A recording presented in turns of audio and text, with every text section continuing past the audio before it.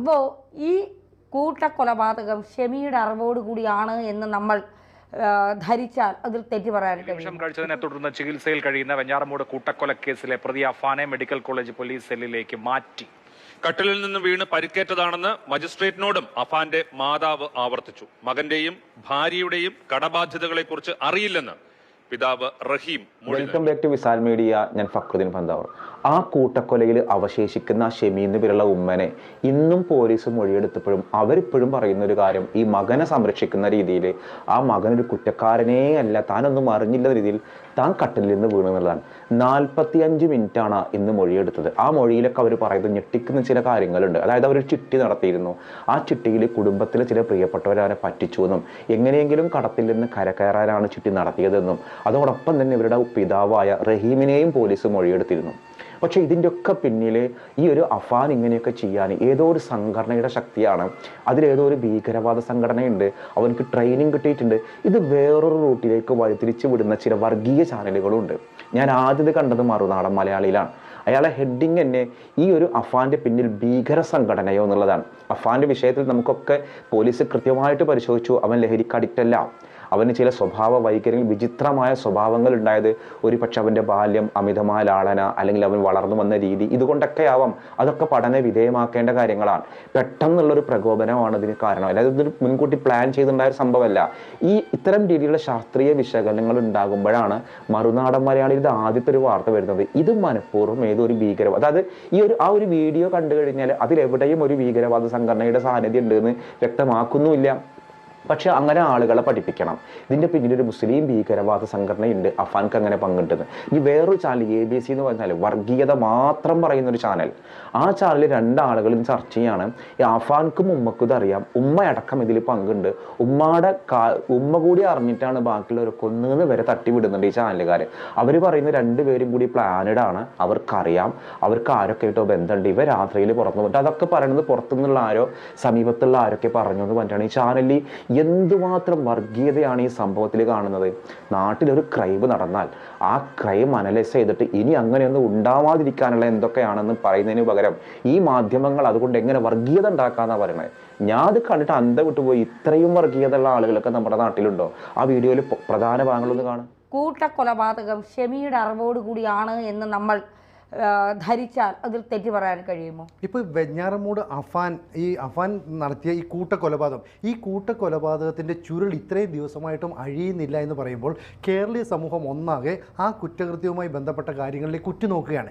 ഇപ്പോൾ അബ്ദുൾ റഹീം അല്ലേ, ഇവൻ്റെ പിതാവ് കഴിഞ്ഞ ദിവസം വിദേശത്ത് നിന്ന് വന്നു. ഏതാണ്ട് 7 വർഷങ്ങൾക്ക് ശേഷമാണ് അദ്ദേഹം നാട്ടിലേക്ക് വന്ന് ആ രംഗങ്ങളൊക്കെ കണ്ടാൽ നമുക്ക് സഹിക്കാൻ കഴിയില്ല. കാരണം അദ്ദേഹത്തിൻ്റെ രക്തബന്ധത്തിൽപ്പെട്ട ആളുകളല്ലേ, സ്വന്തം മകനൊക്കെ ഒരു 14 വയസ്സുള്ള കുട്ടിയെ ഈ അഫാൻ കൊലപ്പെടുത്തി. അപ്പോൾ നമ്മൾ കരുതിയത് ഇവൻ സിന്തറ്റിക് ഡ്രഗ് പോലെയുള്ള മാരകമായ ലഹരി വസ്തുക്കൾക്ക് അടിമയാണെന്നാണ്. പക്ഷേ പോലീസ് നടത്തിയ പരിശോധനയിൽ ഈ വ്യക്തമായ ഒരു കാര്യം, ഇവൻ 1-2 തവണ ലഹരി വസ്തുക്കൾ ഉപയോഗിച്ചിട്ടുള്ളൂ. അങ്ങനെ ഒരാൾക്ക് ഇത്തരത്തിലുള്ള ഹീനകൃത്യങ്ങൾ ചെയ്യാൻ ഒരിക്കലും കഴിയില്ല. അങ്ങനെ കഴിയണമെങ്കിൽ കൃത്യമായ ഒരു പരിശീലനം, അല്ലെങ്കിൽ എന്താ പറയുന്നത്, മെൻ്റലി അവനെ ഇന്ന മേഖലയിലേക്ക് നയിച്ചുകൊണ്ട് പോകുന്ന ഒരാളുണ്ടാകാം. അത് ഒരു കൂട്ടം ആളുകളാകാം. അപ്പോൾ ഇവൻ ഉൾപ്പെടുന്ന ആ ഗ്രാമത്തിൽ, ഇവൻ്റെ പ്രദേശത്ത് ഒരു കൂട്ടം ആളുകൾ ചേർന്ന ഒരു ഗ്രൂപ്പുണ്ട്. ഈ ഗ്രൂപ്പുമായിട്ട് അഫാനും അഫാൻ്റെ ഉമ്മ ഈ ഷെമി എന്ന് പറയുന്ന സ്ത്രീക്കും ബന്ധമുണ്ട് എന്നതിൻ്റെ സൂചനകൾ പുറത്തു വരുന്നു. ഷെമി പറഞ്ഞത് ഈ കുടുംബം നടത്താനായി ചെലവുകൾക്കായി 65 ലക്ഷത്തോളം രൂപയുടെ കടബാധ്യതയിൽ താൻ പെട്ടുപോയിട്ടുണ്ട്. പിതാവ് ഇവിടെ വന്നതിന് ശേഷം പറഞ്ഞു അയാളുടെ അറിവിൽ 15 ലക്ഷത്തോളം രൂപയുടെ കടമേ ഉള്ളൂ. അപ്പോൾ ഈ 50 ലക്ഷത്തോളം രൂപ കടം എവിടെ വന്നു? മകൻ ആഡംബര ജീവിതം നയിക്കുന്നുണ്ട്, പുതിയ ബൈക്ക് മൊബൈലൊക്കെ വാങ്ങുന്നുണ്ട്, സ്വന്തം കാമുകിയിൽ നിന്ന് പോലും പണം വാങ്ങി അല്ലെങ്കിൽ മാല പണയം വെച്ച് 90,000 രൂപ വാങ്ങുന്നുണ്ട്. ഈ പണം 3-4 ദിവസം കൊണ്ട് ചെലവഴിച്ച് കഴിയുന്നുണ്ട്. ഇതൊക്കെ ശരിയാണ്. പക്ഷേ അഫാന് അവൻ്റെ നാട്ടിൽ വലിയ സൗഹൃദങ്ങളില്ല, വലിയ ബന്ധങ്ങളില്ല, വലിയ കൂട്ടുകെട്ടില്ല. എന്നാൽ എല്ലാ ദിവസവും രാത്രി അഫാൻ ബൈക്കിൽ കൃത്യമായി എവിടേക്കോ സഞ്ചരിക്കാറുണ്ട്. അവൻ എവിടേക്കാണ് പോകുന്നത്?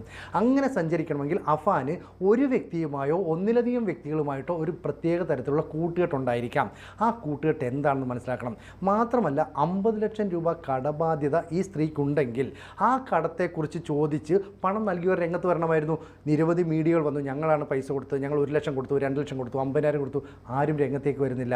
അപ്പോൾ കടം കൊടുത്തവർ ഇത്തരത്തിൽ ആവശ്യവുമായി പോലീസിൻ്റെ മുമ്പിലോ മാധ്യമങ്ങളുടെ മുമ്പിലോ വരരുതെന്ന് ഒരു പ്രത്യേക ഗ്രൂപ്പ് തീരുമാനിക്കുന്നു.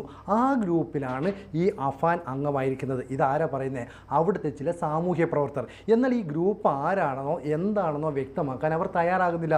ഒന്നുകിൽ ഭയം കൊണ്ടാകാം, അല്ലെങ്കിൽ കൃത്യമായ തെളിവില്ലാത്തതുകൊണ്ടാകാം. പക്ഷേ പോലീസിന് ഈ സൂചന കിട്ടിയാൽ അതേ പിടിച്ചുള്ള അന്വേഷണം മുന്നോട്ട് കൊണ്ടുപോകും. ഇതൊന്നും അല്ല കേട്ടോ, ഇതിനപ്പുറമുണ്ട്. ഇവരെല്ലാത്തിലും ഒരു മുസ്ലിം ആളുകളുണ്ടോ അവരൊക്കെ ഒരു വർഗീയത കാണിട്ടാണ് ഇവർ കാണുന്നത്. ഞാനതുമില്ല, അല്ലാഹു കാക്കട്ടെ. നമുക്ക് വർഗീയതയിൽ നിന്ന് എന്തെങ്കിലുമൊക്കെ ഒരാൾക്ക് കേസ് കൊടുത്താൽ തന്നെ ഇറങ്ങി വന്നിട്ട് വീണ്ടും അതേപടി ആവർത്തിക്കുന്ന പല രംഗങ്ങളും നമ്മൾ കാണലുണ്ട്. അതുകൊണ്ട് ഇത് കേസുമ്മൽ ഒതുക്കാൻ നിൽക്കുന്ന കാര്യം ഇത് നമ്മൾ സ്വയം തീരുമാനിക്കണം, നമ്മൾ വർഗീയവാദി ആവണോ വേണ്ടെന്നുള്ളത്. ഇപ്പം സത്യത്തിൽ ഈ ഷെമീന എന്ന് പേരുള്ള ഇവൻ്റെ ഈ ഉമ്മ ചിട്ടി നടത്തിയിരുന്നു. ഈ 65 ലക്ഷം രൂപ അവർക്ക് കടണ്ട് എന്ന് പറഞ്ഞത് ഈ ഹസ്ബൻഡിന് അത് അറിയില്ല. ഹസ്ബൻഡിന് ഇത്രയും കടമുള്ളത് അറിയില്ല. ഇവർ ഈ തൻവൻ്റെ കാമുകിയായ ഫർസാനയുടെ ഒരു സ്വർണ്ണമാല വേണ്ടി ഇവൻ പണയം വെച്ചിരുന്നു. അത് ഇട്ട് കൊടുക്കാൻ വേണ്ടി 60,000 രൂപ ഈ ഉപ്പ അയച്ചു കൊടുത്തിട്ടുണ്ട്. അത് ദിവസങ്ങൾക്ക് മുൻപാണ് ഈ അയച്ചു കൊടുത്തത്. ഇതൊന്നും പുറത്തേക്ക് പോകാൻ പറഞ്ഞിട്ടില്ല. അഫാൻ്റെ വാക്കുകൾ മുഴുവനായിട്ട് വിശ്വസിക്കാൻ പറ്റില്ല. ഇപ്പോൾ നിലവിൽ പോലീസ് അത് മാത്രം വിശ്വസിച്ചിട്ടാണ് ആ കേസ് അവസാനിപ്പിക്കാൻ പോണത്. അവനിപ്പോൾ ഒരു വല്യമ്മാനെ കൊന്നതിന് മാത്രമാണ് രേഖയിൽ അറസ്റ്റ് ഉണ്ടായിട്ടുള്ളത്. ഇപ്പോൾ ഓന് സ്റ്റേഷനിൽ തന്നെയാണ്. ഇങ്ങനെ ഈ ഉപ്പയാണെങ്കിൽ പലപ്പോഴും വിളിക്കാറുമില്ല. കാരണം 4-5 മാസങ്ങൾക്ക് മുമ്പ് ഒരു ഒളിവിൽ കഴിയണ പോലെ കഴിയുന്നത്. അതുകൊണ്ട് വീട്ടിലെ കടത്തിൻ്റെ ആഴം അയാൾക്ക് അറിയില്ല. അയാളെ കണക്കിൽ ഒരു 15 ലക്ഷം രൂപയുടെ കടം മാത്രമേ ശരിക്കുള്ളൂ. പക്ഷേ ഈ വീട്ടുകാർക്ക് 65 ലക്ഷം രൂപയുടെ കടം എങ്ങനെ വന്നു എന്നാ ഭർത്താവിന് പോലും, ഈ റഹീമിന് പോലും അതറിയില്ല. റഹീമിന് പോലീസിന് കൊടുത്തൊരു മൊഴിയിൽ മൂപ്പർ ആ കാര്യങ്ങളാണ് പറയുന്നത്. ഞാനിങ്ങനെ ഈ ഫർസാനയുടെ മാല എടുത്ത് കൊടുക്കാൻ വേണ്ടി 60,000 രൂപ എവിടെ? ഫർസാനയുടെ മാല എടുത്തു കൊടുത്തിട്ടില്ല. അതോടൊപ്പം തന്നെ ഈ ഒരു ഉമ്മ കടങ്ങൾ മാറാൻ വേണ്ടി ഒരു ചിട്ടി നടത്തിയിരുന്നു. അങ്ങനെ പലരും ചിട്ടി നടത്തലുണ്ട്. ചിട്ടി നടത്തി കഴിഞ്ഞാൽ കുറച്ച് കാശ് കിട്ടും. പക്ഷെ ആ ചിട്ടി നടത്തി ഒരു നറുക്ക് കിട്ടിയത് ലത്തീഫ് എന്നുള്ള മൂത്താപ്പാൻ്റെ ഭാര്യക്കാണ് കിട്ടിയത്.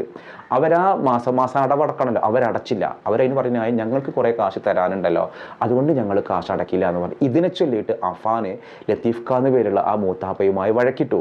ഒരു മൂത്താപ്പാട് ഒരിക്കലും പറയാൻ പാടില്ലാത്ത അപമര്യാദയായ വാക്കുകൾ അഫാന് പറയേണ്ടി വന്നു. ഇതൊക്കെ മൂത്താപ്പ മറ്റു കുടുംബങ്ങളോട് പറഞ്ഞു അവർ എന്നോട് ഇങ്ങനെ സംസാരിച്ചു എന്നുള്ളത്. അപ്പം അവൻ്റെ പിന്നിലുള്ള ഒരു പ്രതികാരത്തിലേക്ക് എത്താൻ കാരണമായി. ഇതിൽ നിന്ന് കൃത്യമായിട്ട് മനസ്സിലാകുന്ന ഒരു കാര്യം, ഇവൻ നേരത്തെ മുൻകൂട്ടി പ്ലാൻ ചെയ്തതൊന്നുമല്ല. ഇവന് അന്ന് ആ ദിവസം കഴിഞ്ഞ തിങ്കളാഴ്ച ഉമ്മയോട് വന്നിട്ട് 2000 രൂപ ചോദിച്ചപ്പോൾ അവിടെ നിന്നുള്ള പ്രകോപനമാണ്. ആ പ്രകോപനം കഴിയുമ്പോഴേക്ക് ഇവൻ ആ ഉമ്മാൻ അപ്പം അവൻ്റെ കയ്യിൽ ചുറ്റുകയില്ല, മറ്റു സാധനങ്ങളൊന്നുമില്ല. ഇവൻ ഷാള് കൊണ്ട് ഇങ്ങനെ എടുത്തിട്ട് മുറുക്കിയിട്ട് നിലത്തിട്ട് അടിച്ചിട്ടാണ് ആ ഉമ്മയുടെ തല പൊട്ടി ചോര ഒഴുകിയത്.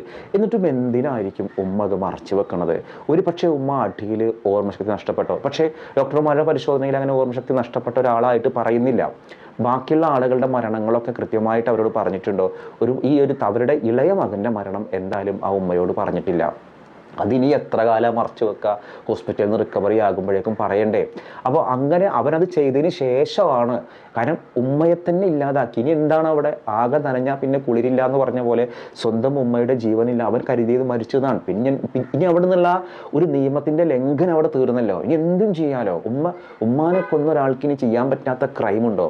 അവിടെ നിന്നാണ് അവൻ പോയിട്ട് കടം വാങ്ങിയിട്ടുള്ള ക്യാഷ് കൊണ്ട് 1400 രൂപ കൊണ്ട് അവൻ മഴ വാങ്ങുന്നതും മറ്റു സാധനങ്ങൾ ബാഗും വിഷമൊക്കെ വാങ്ങുന്നത്. പിന്നെയാണ് ഇവൻ്റെ ഉള്ളിൽ അടങ്ങിക്കിടക്കണ വിരോധവും വിദ്വേഷവും പകയും. അത് ലഹരിയൊന്നുമല്ല. അവൻ ആ വല്യമ്മാട്, പിന്നെ അവൻ്റെ മൂത്താപ്പാട്, അത് ശബ്ദം കേട്ട് വരുന്ന മൂത്താപ്പാടെ പെണ്ണുങ്ങളോട് നേരെ വന്ന് സ്വന്തം കാമുകിയോട് ഇതൊക്കെ പറയാൻ, അവർക്ക് ഇതൊക്കെ ഒന്ന് പറയണം ഒരാളോട്. ആരോടാ പറയണേ? ഫർസാനയോട്. ഫർസാന ഞെട്ടിത്തിരിച്ച് നിൽക്കുമ്പോൾ അവളെയും തീർക്കുന്നു. ആ സമയം തന്നെ അവൻ എന്ത് ചെയ്യുന്നു? ഇതൊക്കെ കഴിച്ചിട്ട് സ്വന്തം സഹോദരൻ അനിയനെ 13 വയസ്സുള്ള പൊന്നുമോനിക്കൊല്ലും. അപ്പോൾ ഇതൊരു പ്ലാനഡ് അല്ല, ഒരു നിമിഷത്തിൻ്റെ പ്രകോപനമാണ് ഉണ്ടാക്കിയത്. അപ്പോൾ ഈ ഉമ്മ കൂട്ടുനിന്നൊക്കെ ഈ ചാനലുകാർ വിളിച്ചു പറയുമ്പോൾ ഒരല്പം കോമൺ സെൻസ് വേണ്ടേ?